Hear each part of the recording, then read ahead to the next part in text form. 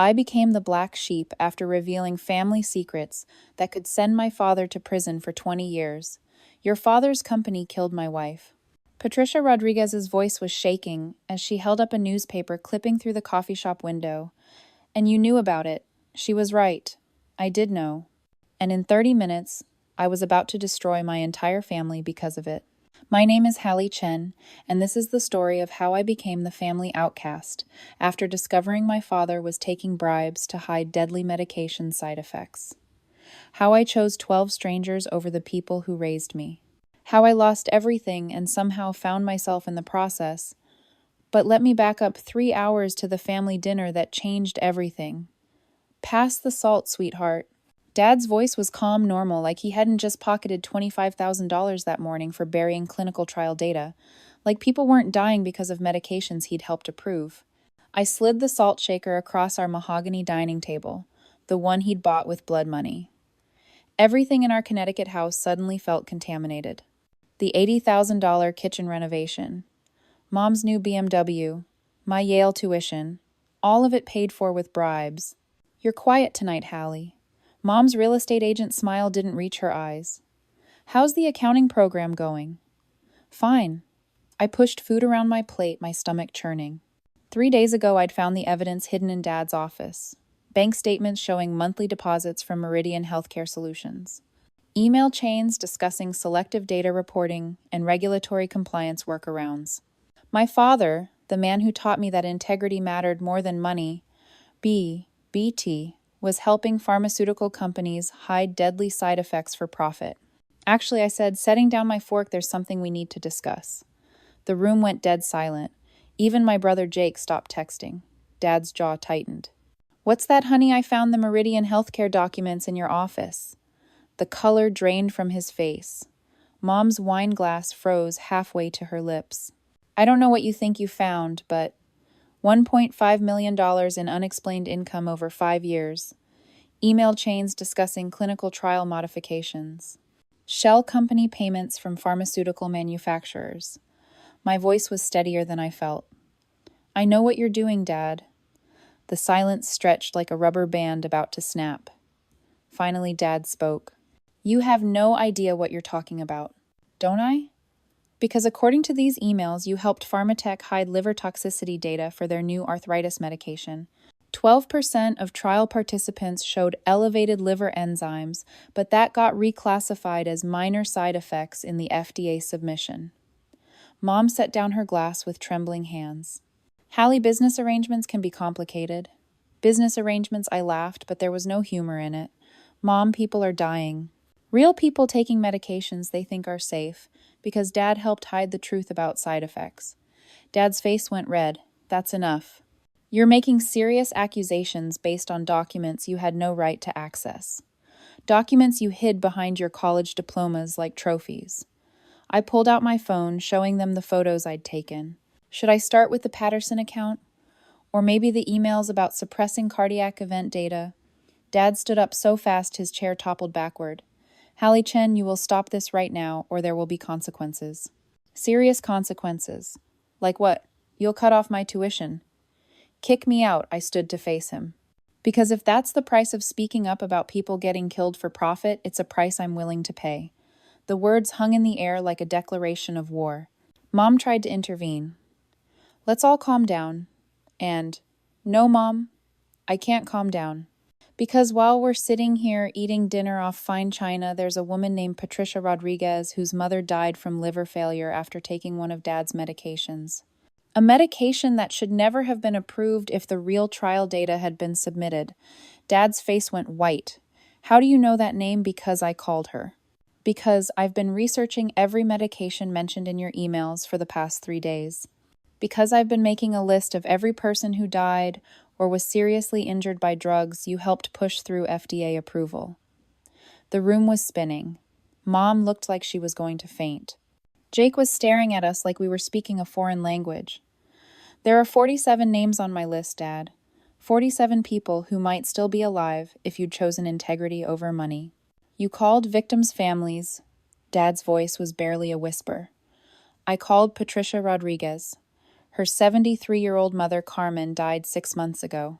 Liver failure, just like the suppressed trial data warned about.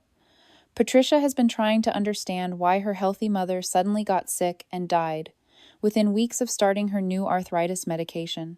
I pulled up Patricia's photo on my phone, a kind-looking woman in her 40s, holding a picture of an elderly lady with a bright smile.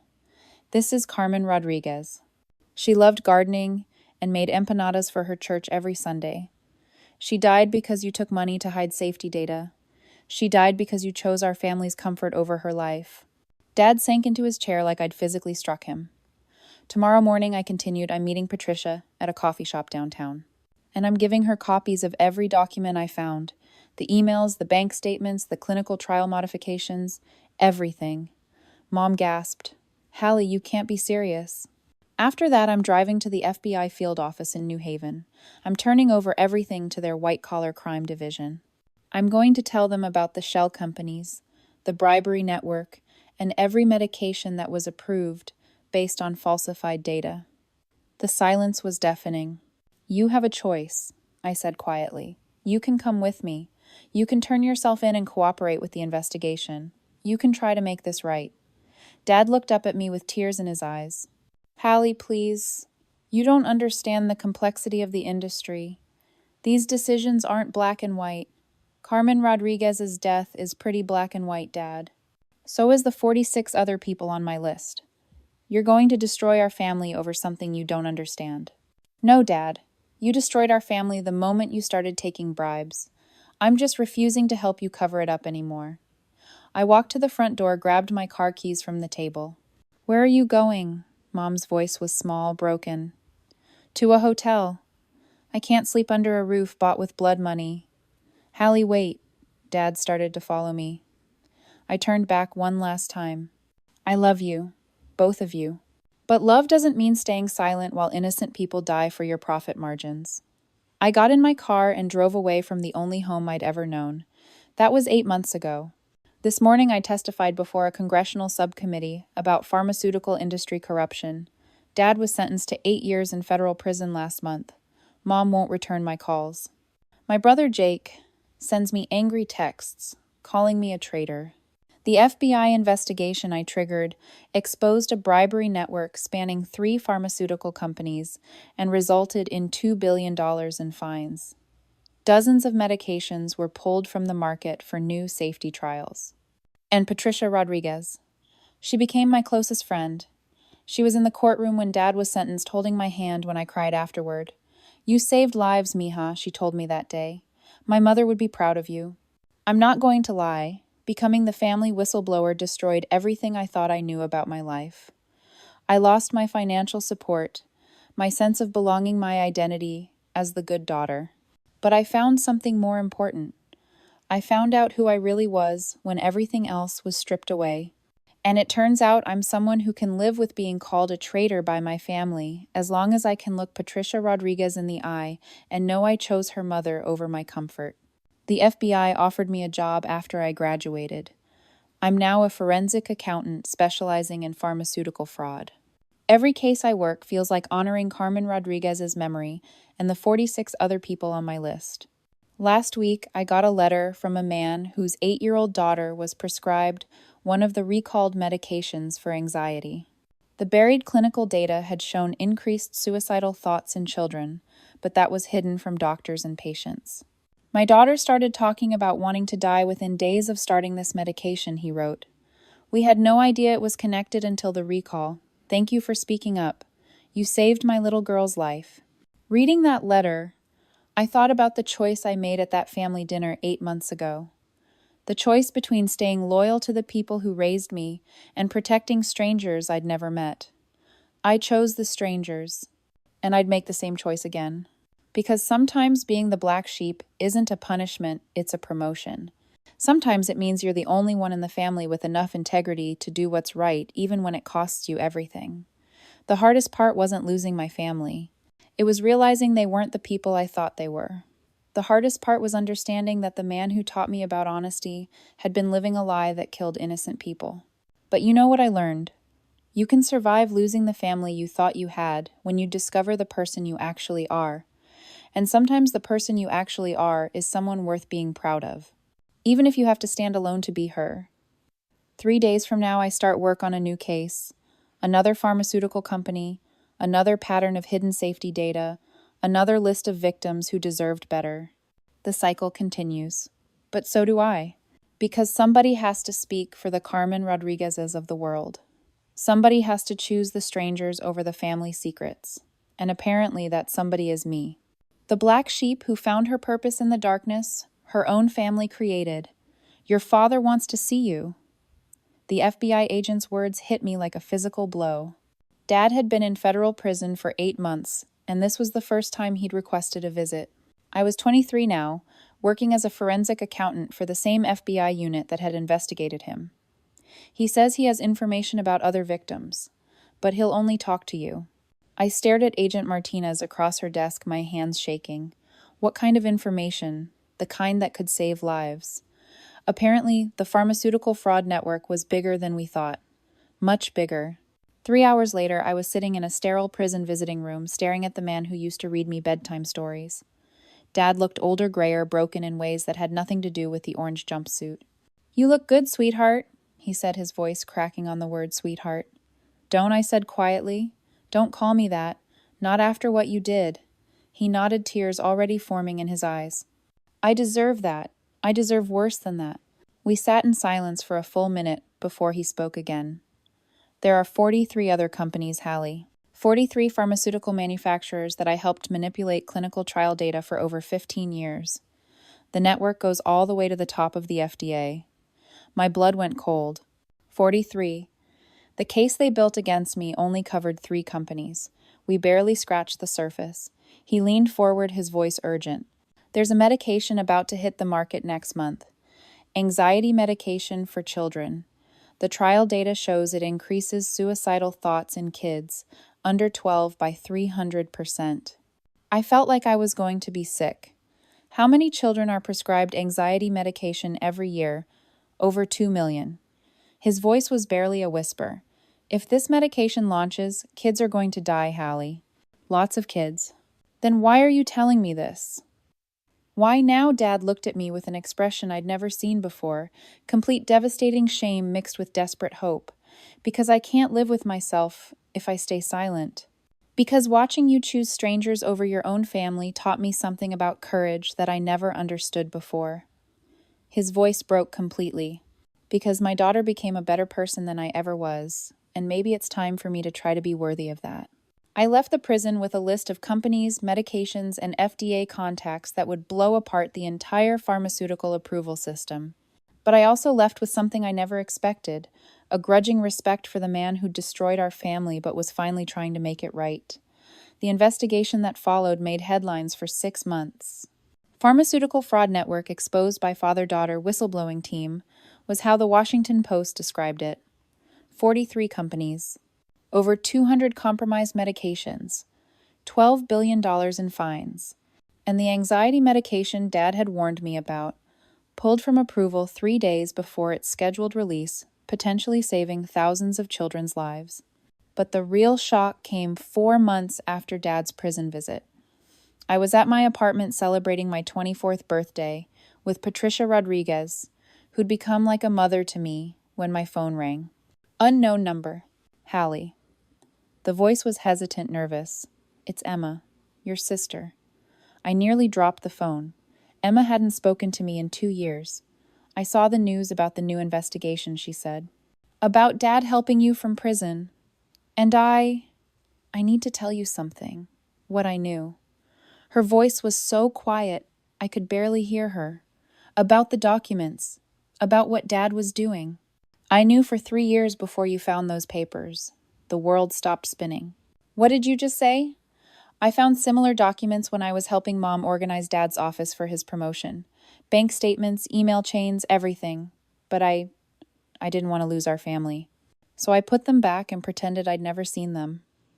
I sat down heavily on my couch, Patricia watching me with concern. "Emma, do you understand what you're telling me? People died because those medications stayed on the market. Carmen Rodriguez, Patricia's mother, died because I know." Emma's voice cracked. "Don't you think I know that? Don't you think I've been living with that guilt every single day for 5 years? Then why didn't you say anything? Why did you let me become the family scapegoat when you knew I was right? Because I'm a coward, she said simply. Because I chose comfort over courage. Because I wanted to keep pretending we were a normal family instead of facing the truth about what Dad was doing. I was quiet for a long moment processing this revelation. Where are you now? I asked. Sitting in my car outside your apartment building. I've been trying to work up the courage to come up for 2 hours. I looked out my window and saw Emma's silver Honda parked across the street. Come up, I said. We need to talk. 20 minutes later, Emma was sitting in my living room crying harder than I'd ever seen her cry, while Patricia made coffee and pretended not to eavesdrop on the most important conversation my sister and I had ever had. I should have been the one to expose Dad, Emma said through her tears. I found the evidence first. I should have been the one to lose everything instead of you. But you didn't, I said, and I did. And we can't change that now. I've been seeing a therapist, she continued, trying to work through the guilt and the cowardice. She says I have survivor's guilt, like I'm the one who lived through a disaster while other people died. That's not inaccurate, I said, more gently than I felt. I want to make it right, Hallie. I don't know how, but I want to try. That's when Patricia spoke up from the kitchen. There might be a way. She came into the living room carrying 3 cups of coffee and wearing the expression she got when she was planning something. What do you mean? Emma asked. The advocacy organization I started in my mother's memory. We help families of pharmaceutical fraud victims navigate the legal system and get compensation for their losses. We need someone with inside knowledge of how these companies operate. Patricia looked directly at Emma. We need someone who understands the culture that allows this kind of fraud to happen. Someone who's lived inside a family that was complicit. You want me to help other families sue pharmaceutical companies? I want you to help other families get justice, and in the process, maybe find some redemption for yourself. 6 months later, Emma quit her job at the art gallery and became the victim advocacy coordinator for the Carmen Rodriguez Foundation. She now spends her days helping families like Patricia's navigate the legal system and get compensation for medications that harmed or killed their loved ones. Last week, she called me with an update that made me cry with pride. We just settled a case for the Morrison family, she said. Their 8-year-old son died from liver failure after taking one of the medications Dad helped approve. The settlement will pay for his sister's college education and fund liver disease research. How do you feel? I asked. Like I'm finally doing something that matters. Like I'm finally living up to the example my big sister set. My brother Jake took longer to come around. Much longer. He showed up at my door last month, 18 months after Emma's reconciliation, carrying a bottle of whiskey and an expression that said he was ready for a fight. I don't forgive you, he said as soon as I opened the door. I don't forgive you for destroying our family, but I need to understand why you did it. We sat on my couch and drank whiskey while I told him about Carmen Rodriguez, about the letters from other victims' families, about the children who would have died if those medications had stayed on the market. Do you ever regret it? He asked around midnight when the bottle was mostly empty, and his anger had softened into something that looked like grief. Every day, I said honestly. I regret that it had to happen. I regret that Dad made choices that put me in that position. I regret that our family couldn't survive the truth about what we were built on. But do you regret exposing him? I thought about Patricia, who'd become my chosen mother. About Emma, who'd found purpose in helping other victims. About Dad, who was finally trying to make amends from prison. About the thousands of people who were alive because medications had been pulled from the market. No, I said. I don't regret that part. Jake nodded slowly. I hate that you were right. I hate that our father is a criminal. I hate that our family was built on blood money. But I hate even more that you had to be the one to fix it. It wasn't forgiveness exactly, but it was acknowledgement. And for now, that was enough. These days, I wake up every morning in the apartment I can finally afford on my FBI salary, surrounded by photos of my chosen family. Patricia, who taught me that motherhood is about showing up, not biology. Emma, who's learning that redemption is possible even after years of cowardice. Dad, whose prison letters show me that people can change even after causing tremendous harm. And yes, even Jake, who still calls me on holidays and birthdays, even though our relationship will never be what it was. I'm not going to pretend this story has a perfect ending, My mother still won't speak to me. Some of my extended family still considers me a traitor. There are days when the loneliness of having blown up my entire life still overwhelms me. But I've learned something important about the choice I made that night at our family dinner 3 years ago. I didn't just choose to expose pharmaceutical fraud. I chose to become someone who couldn't live with being complicit in harm. I chose to become someone whose integrity mattered more than her comfort. I chose to become someone who would rather stand alone with the truth than sit comfortably with a lie. And that choice led to something I never expected, a family rebuilt around shared values instead of shared secrets. A father trying to make amends from prison. A sister finding redemption through service to others. A brother learning to respect someone whose choices he doesn't understand. Most importantly, it led to a life that has meaning beyond my own happiness. Every case I work, every pharmaceutical fraud I help expose, every letter I get from families whose loved ones are alive because of medications that were pulled from the market, all of it traces back to that moment when I decided that some things matter more than keeping the peace. I became the black sheep after revealing family secrets that sent my father to prison and cost me everyone I thought I loved. But I also became someone who fights for strangers because they deserve protection from the powerful people who would exploit them. Someone whose life has meaning that extends beyond her own comfort and security. And when I think about that trade-off, the family I lost versus the person I became, the comfort I sacrificed versus the lives I helped save, I know I made the right choice, even when it cost me everything. Especially when it cost me everything. Because sometimes the price of integrity is losing everyone who can't afford to pay it themselves. And sometimes that price is worth paying. The black sheep who learned that family loyalty means protecting the innocent, not protecting the guilty, even when the guilty happen to be the people who raised you.